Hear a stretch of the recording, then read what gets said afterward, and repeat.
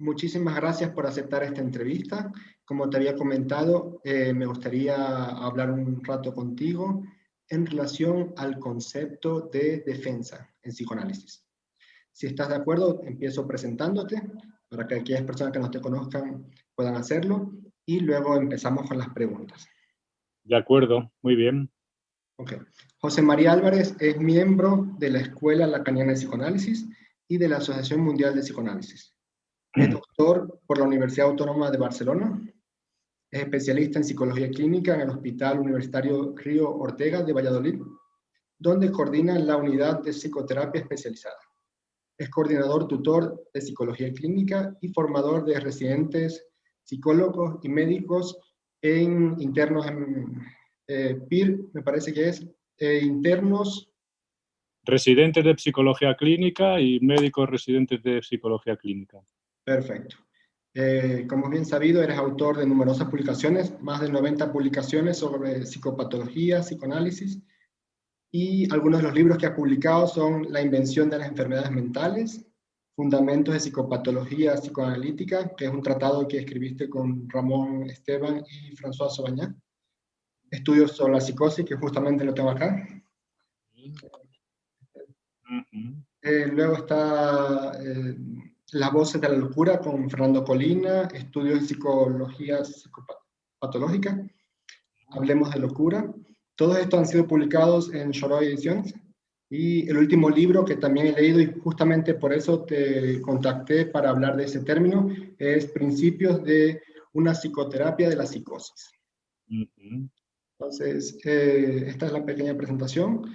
Hay muchísimas cosas que más podríamos decir de ti, pero con esta presentación podemos iniciar las preguntas, si estás de acuerdo. Perfecto. En relación al término defensa, se me ocurrieron 3 preguntas. La primera pregunta es, si bien Sigmund Freud habló de este concepto desde 1894, en su artículo, por ejemplo, de las neuropsicosis de defensa, mi pregunta es, ¿cómo podríamos dar cuenta de que el término defensa sigue siendo un concepto de actualidad? Bueno, te voy a responder de una manera sencilla, en la medida que pueda. A mi manera de ver, desde el punto de vista de la psicología patológica o de la psicopatología, iluminada desde el psicoanálisis, me parece que el concepto central, la innovación de Freud es el concepto de defensa, pero sobre todo la perspectiva de entender el patos, las formaciones patológicas, a partir de la acción de la defensa, pero de una acción de la defensa que tiene dos pilares. Un pilar ético y un pilar clínico. Un pilar ético en el que hay un sujeto que pone en marcha la defensa, es responsabilidad del sujeto, una insondable decisión, por recuperar una expresión muy clara de Lacan. Es por una parte una decisión del sujeto y por otra parte clínica, porque da lugar a la configuración de determinadas estructuras u organizaciones. A mi manera de ver, el concepto de defensa, cuando uno estudia la clínica, la historia de la clínica y va leyendo a los pensadores más importantes, cuando llega a Freud se da cuenta de que hay un enfoque completamente distinto y nuevo. O sea, todo lo anterior es muy repetitivo y muy pobre en cuanto a explicaciones, muy rico en cuanto a la descripción y muy pobre en cuanto a las explicaciones. Y Freud, en cambio, le da un giro completamente nuevo. Ya no piensa tanto que la enfermedad, de la patología, la psicosis o el binario neurosis y psicosis que él construye, que eso no es el resultado, se puede decir así, de una enfermedad que proviene quizás de una degeneración hereditaria, de una tara cerebral, de lo que sea, sino más bien que es la consecuencia de una protección. Entonces, Freud usa un término descriptivo al que posteriormente tratará de darle una formulación teórica. Usa un término alemán que es Abwehr, que quiere decir defensa. Lo interesante de este término, que después le dará muchas vueltas y lo volverá a recuperar creo que en 1925, en Inhibición, Síntoma y Angustia, Lo interesante de este término es el campo semántico que tiene en alemán, ¿no? Porque él lo coge de la lengua, de su lengua materna y le da, digamos, a raíz de este campo semántico le va dando una formulación teórica. Creo que cuando se entiende bien lo que quiere decir Abwehr, para él, lo que quiere decir, se entiende muy bien las características de lo que él nombra como defensa, ¿no? En realidad, el término defensa proviene de un verbo, del verbo abwehren, que está compuesto de una preposición ab y después del verbo wehren, que quiere decir colocar una barrera o bloquear. Abwehren en ese sentido significa rechazar, rehusar, hacer retroceder o mantener a distancia o protegerse de algo. Fíjate que en esta definición queda ya muy claro que no se destruye nada, sino que uno lo aleja. Quiero decir con esto que Freud elige, de todos los términos de su lengua, un término que implica una protección, pero no la destrucción de algo, porque si hubiera destrucción no habría retorno. Pues uno aleja determinado tipo de perturbaciones, aleja al enemigo, pero al enemigo no lo mata, el enemigo puede regresar. Esto ya está en el campo semántico del verbo que él usa y a partir del cual él ya monta después mecanismos más específicos como Verdrängung, ¿no? O Verwerfen, del verbo verwerfen, Verwerfung, es decir, que son tipos de rechazos ya más específicos. Okay. Muchas gracias. Entonces, sigue siendo de actualidad porque los sujetos hoy en día igual se necesitan protegerse de algo. Sí, o sea, la idea de Freud es que después, cuando en 1925 en Inhibición, Síntoma y Angustia, él retoma el concepto defensa, lo que viene a decir es que ese es el concepto central, que en un momento determinado usó otros que le parecieron más específicos como represión o rechazo radical, es decir, Verwerfung, etcétera, etcétera, pero el concepto central es ese. Yo creo que, entonces, si nos retrotraemos a la invención, a la luminosidad de Freud, ¿verdad? El sujeto, según su concepción, y yo creo que en eso estoy completamente de acuerdo con él, el sujeto necesita protegerse de algo. Entonces, aquí ya tenemos la primera complicación teórica, que es ya, pero por una parte, ¿de qué hay que defenderse? Por otra parte, ¿y cómo? Entonces, a partir de aquí, estas dos preguntas son las que originan toda la psicopatología de Freud y todos los derivados y todas las influencias que Freud ha causado. Es decir, que eso vale para el sujeto contemporáneo de Freud, lo mismo que para el sujeto de hoy día, ¿no?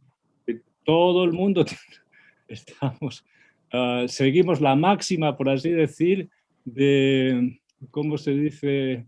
El proverbio dice, ojos que no ven, corazón que no siente, ¿no? Este tipo de formas está, si uno lee la literatura antigua, pues por ejemplo, el de Rerum Natura, de Lucrecio, tiene 40.000 fórmulas que vienen a explicar esto. Si uno desconoce algo, si uno ignora algo, está más tranquilo. Ya lo dice Aristóteles, saber demasiado a veces es un complicado, es mejor ignorar ciertas cosas, ¿no?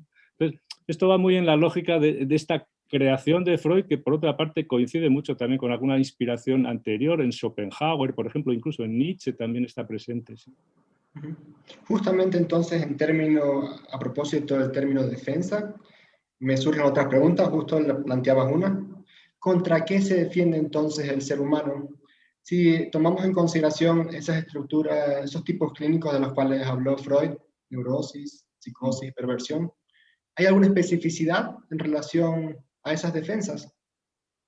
Bueno, sí, sí. Claro, después todo el montaje conceptual, lo bonito de estudiar una ciencia o una disciplina o un conocimiento, en este caso estamos hablando de una construcción doctrinal, ¿verdad? Lo bonito es estudiar cómo está construido el edificio. Claro, a partir de estas dos cuestiones de qué se defiende un sujeto y cómo lo hace, ahí se monta toda la cuestión, digamos, de una hipótesis causal y una hipótesis patogénica, es decir, las vías de la formación de los síntomas. Todo entra, en este desglose entra ahí.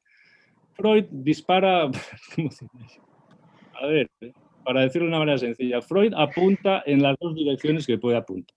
Okay. Es decir, en el lenguaje y en el deseo, o en el terreno de la pulsión y en el terreno de las Vorstellungen, de las representaciones. Por una parte, dice, La defensa es contra la pulsión. O le escribe a Fliess, estamos hablando ya de los primeros textos, dice, la defensa es, uno se defiende contra la sexualidad, contra la libido, etc. Pero en el texto que mencionabas tú, las neuropsicosis de defensa y las nuevas aportaciones de la defensa, enseguida habla de que la defensa se hiergue frente a determinado tipo de representaciones. Freud sigue mucho la tradición de la psicología alemana de Herbart, Grisinger, etcétera, etcétera, ¿no? Contra las representaciones. Hay cosas que son intolerables para el yo. Y como son intolerables, el sujeto hace una especie de pirueta y se deshace de ellas. Depende de cómo se deshaga de ellas, aparece y esta es una gloriosa creación de Freud, aparece una organización psíquica o aparece otra.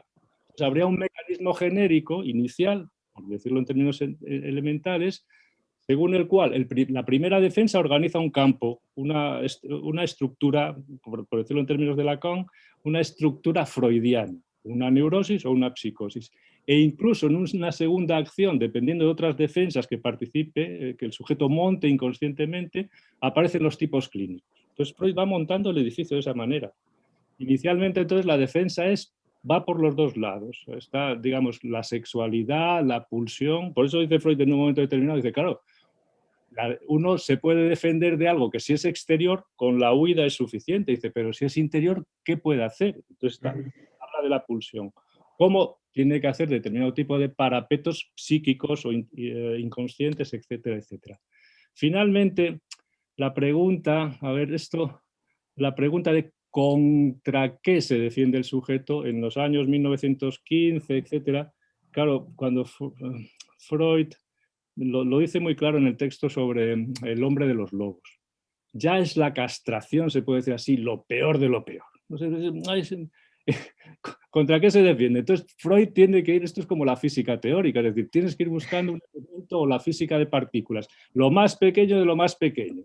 Y siempre va a haber una cosa de lo más pequeño que es lo inefable, lo innombrable, lo inexplicable, etc. Freud le va dando distintos nombres, pulsión, libido, representaciones, al final dice la castración. Me parece que con eso se queda tranquilo. Pero bueno, son nombres, se puede decir así, que dan el lugar del tope, hasta, que es para nosotros el referente, donde hay algo que ya no sabemos ya más. Lacan le da después otras versiones, ¿no? Lo real. Otras veces dice el deseo, otras veces dice el fantasma es la defensa. Bueno, cada uno le va dando sus formas. Y son como topes. La formalización de la estructura de la obra de Lacan, al final siempre está lo real al fondo, como casi la cosa en sí kantiana, el tope del tope, ¿no? Bueno, en fin, es la construcción conceptual de una disciplina, tal como está montado. ¿De qué se defiende? Pues yo me quedaría con la fórmula inicial de Freud cuando dice hay algo que es inconciliable, dice con el yo, es inconciliable con el sujeto. Tiene que ver con el campo del goce, naturalmente, y tiene que ver incluso con el campo del lenguaje, de las representaciones. Entonces, hay algo para lo que el sujeto, por así decirlo, no está preparado. Entonces necesita rápidamente poner una defensa. Esto no sería un poco la explicación. Es decir, a nivel pulsional, hay algo pulsional que surge y hay que defenderse, pero por otro lado también a nivel del lenguaje, por las representaciones, también puede surgir un elemento del cual hay que defenderse. Claro. Sí, yo creo que Freud dispara, si leemos los textos, tendríamos que hacerlo naturalmente, pero si leemos los textos tal como los va escribiendo, vemos que que apuntan las dos direcciones y que en realidad no se trata tanto de que sea más pulsional, es una opinión, más lo pulsional, se puede decir así que eso es lo irreductible de cualquier disciplina, siempre vamos apuntando a lo oscuro, a lo innombrable, a esa sombra a la que nunca conseguimos echarle mano, ¿no? Pero en el caso, yo creo que la idea, lo que yo trato de transmitir, sobre todo cuando enseñamos a los MIR, que son los residentes de psiquiatría, los médicos, o los PIR, los residentes de psicología clínica, siempre les trata de dar a conocer el modelo general, porque aquí les encaja después perfectamente toda la patología y empiezan a ver que un sujeto se defiende de algo, ¿verdad? Y por tanto, si se defiende de algo, el resultado, los síntomas, por ejemplo, las formaciones sintomáticas, etcétera, etcétera, no son caprichosas, tienen una lógica y tienen una función. Entonces, cuando entienden que tienen una función, ya empiezan a saber algo de terapéutica. Pues claro, toda la cuestión está por recordar el seminario del curso de Miller, de la experiencia psicoanalítica de lo real, ¿no? Claro, cuando habla de perturbamos o no perturbamos la defensa, pues ahí está, depende de qué tipos clínicos tengamos delante, perturbamos o no. No vamos a si alguien ha echado hormigón armado para no saber algo, no vamos nosotros, que somos muy listos, a tirarle la defensa abajo, ¿no? Yo creo después también que hay otra, a mi manera de ver, ¿no? Y según yo leo estas cosas, no sé, esto es opinable, ¿no? Freud sobre todo lo que ve principalmente es que la defensa tiene mucho que ver con el saber, es decir, tiene que ver con una protección para no saber algo, para ignorar, para permanecer en la ignorancia, ¿no? Y esto replantea en cierta medida toda la gran discusión que hay en el seno de la historia de la filosofía, incluso de la religión, de si la verdad te hace libre o te condena más aún. No está claro eso, ¿eh? Uno puede sacar incluso frases de Lacan, y dice, cuidado, cuidado, vamos a andar con ojo, que esto de que la verdad, ojo, ¿eh? Y entonces volvemos un poco a otro de los grandes autores, ¿verdad?, que aportaron una luz extraordinaria sobre esto. Por ejemplo, Nietzsche en Ecce Homo, que es la obra que escribió cuando estaba ya enloqueciendo del todo, dice, ¿cuánta dosis de verdad necesita un sujeto? ¿Es capaz un sujeto de tolerar? ¿Cómo ya lo lleva él a ese terreno? La idea de defensa en Freud yo creo que tiene que ver con esto. Es decir, por una parte necesitamos no saber, por eso toda la transferencia en la neurosis tiene que ver con esta cuestión, y en la psicosis es al revés, porque el saber está en el loco, y entonces, y toda la técnica nuestra es cuánto abrimos los ojos y cuánto preferimos que el sujeto esté ciego, ¿no? Esa es toda la cuestión, ¿no? Me parece interesante en el sentido de que introduce, como lo planteas en relación a los psicólogos y médicos internos residentes, plantear la defensa como una función. Sí, sí, sí. Permite dar otra lectura completamente diferente al trastorno. No. O sea, el gran descubrimiento de Freud es que las cosas no son caprichosas, no suceden porque tienen una lógica, tienen un pie apoyado en la ética, es decir, que el sujeto decide, y tienen un pie apoyado en la función a la que el sujeto le destina eso. Si esto no se entiende, uno no puede estar en condiciones de hacer clínica en el sentido terapéutico o, por usar un término más francés, más una dirección de la cura, ¿no? Porque si uno no cree que el sujeto decide, ¿qué vas a hacer con un sujeto? Si decide ir en esa dirección, también puede decidir revertirlo. Entonces, la confianza en el sujeto tiene que estar por encima de todo, ¿no? Esto es una apuesta, es como que es una creencia que tenemos nosotros que nos va muy bien para nuestro trabajo. El sujeto siempre hay un sujeto, en la neurosis, en la psicosis, en todos los sitios. En el pico, se puede decir así, de la excitación maníaca también, no se pierde nunca se nubla al sujeto, el sujeto siempre está ahí, ¿no? Entonces, si el sujeto se mete en el lío, el sujeto puede salir del lío. Esta es la cuestión, ¿no?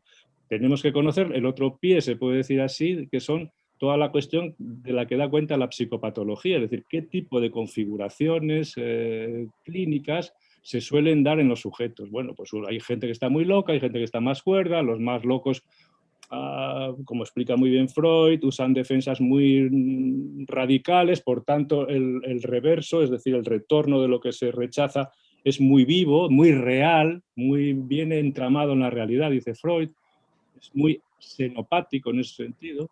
En el caso de las neurosis es más endofásico, el sujeto sabe que tiene que ver con eso, no quiere saberlo, pero lo sabe. En fin, es un montaje que desde el punto de vista conceptual a mí me maravilla cómo Freud va montando los conceptos y los va, digamos, le monta una especie de formulación muy binaria, en ese sentido muy artificial, que no se corresponde después con la clínica, porque la clínica es más mezclada, es más mixta, pero es elegantísima, sobre todo cuando lo comparas con los sistemas anteriores y contemporáneos e incluso con lo que ha venido después, que está como a siglos luz de Freud, que Freud fue una luz que algunos todavía no han visto todavía.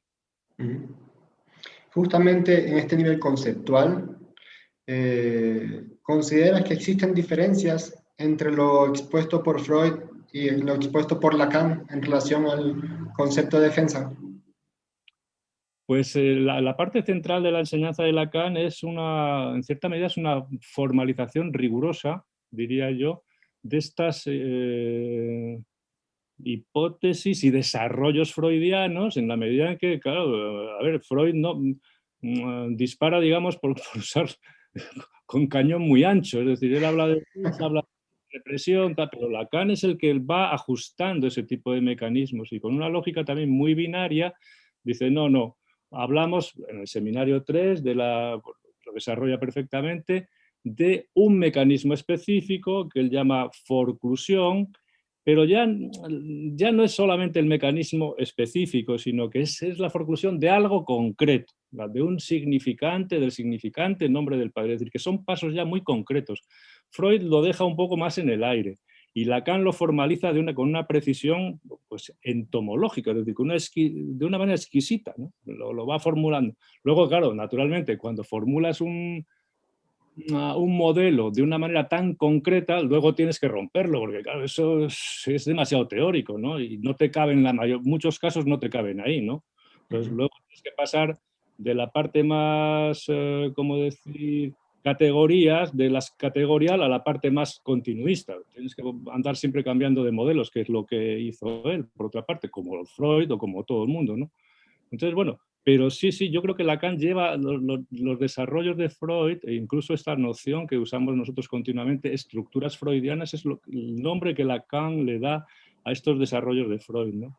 Entonces Lacan lo concreta mucho más y naturalmente Lacan, finalmente, toda esta cuestión de la defensa al final digamos, lo dice creo que en mi libro también en el seminario que hablaba, que en el curso, pero está siempre la cuestión de la protección frente a esa especie de innombrable de cosa que es lo real, ¿no?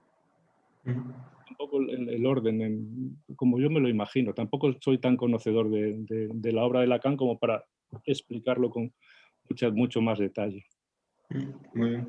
Y este término de defensa podría ser útil para aquellos que no lo conocen en relación a la clínica, por ejemplo. Es necesario, es un concepto básico. Si a mí me preguntan, de hecho yo ahora estoy terminando un vocabulario de psicopatología, uno de los conceptos centrales es defensa. Los cursos de psicopatología que doy en el hospital, claro, para los residentes, para que se formen un poco, pues siempre se empieza por la defensa. La defensa es el concepto fundamental. Uno tiene que entender que el sujeto se defiende de algo, que él lo pone en marcha, ¿verdad? Y que eso tiene unas consecuencias. Freud lo formaliza muy bien, dependiendo de cómo se produzca el retorno del fracaso de esa defensa, el sujeto tiene experiencias distintas. Es decir, lo mismo, algo parecido como la angustia puede ser una angustia muy loca o puede ser una angustia de un sujeto más normal, ¿no? O una idea puede ser una idea muy loca, muy xenopática, o una idea reiterativa, repetitiva, obsesiva, porque el sujeto la vive de una manera distinta. Entonces, de este concepto puedes enseñar toda la psicopatología, a mi manera de ver. De ahí entonces que sea un concepto, como dices, fundamental, clave para la psicopatología. Sí, sí, quizás no es uno de los 4 conceptos fundamentales, como diríamos del psicoanálisis, pero de la psicopatología es el concepto fundamental. Perfecto. Justamente en tu libro Principios de una psicoterapia de la psicosis, hay 2 principios justamente que tratan de la defensa. El primer principio que hablas de la psicosis, la psicosis es una defensa, y el último principio que dice mejor no perturbar la defensa. Claro, Entonces, pues sí, pues ves, siempre tiene que haber, desde el punto de vista que estamos hablando, nosotros siempre iluminamos nuestro conocimiento con 3 lámparas al mismo tiempo. Por una parte está la clínica, que es de donde nosotros nos formulamos las preguntas que tenemos que tratar de responder. ¿Por qué esta persona tiene determinado tipo de dolor? ¿Por qué esta otra se enfermó en tal momento y no en tal otro? Entonces, uno tiene que hacer una indagación siempre no general, sino que vaya a lo más singular de cada uno. Eso por una parte, la clínica te hace preguntas y uno las responde con el conocimiento que tenemos del patos, de la psicopatología, pero también con el conocimiento que tenemos de la historia, es decir, de cómo se ha pensado esto en otros momentos por los grandes pensadores y también de la epistemología, es decir, de la construcción del saber, cómo se ha hecho con respecto o con arreglo a ese tema, ¿no?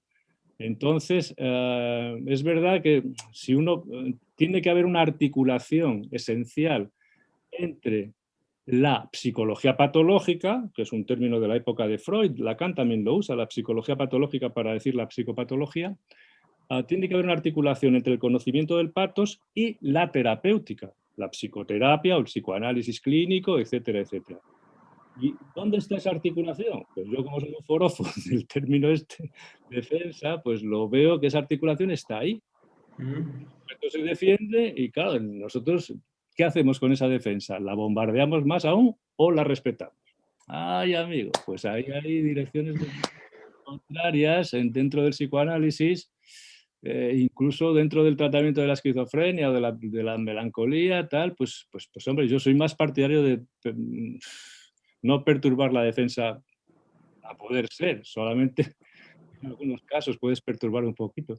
Pero esto que yo te digo ahora, si lees a otros autores como Searles o que han tratado con psicóticos o Rosenfeld, pues estos van a cañón con las defensas. Frida von Reichmann, van a cañonazo. O sea, el secreto de esa mala praxis, a mi manera de ver, de perturbar la defensa, el secreto de que los pacientes no enloquezcan más es la transferencia.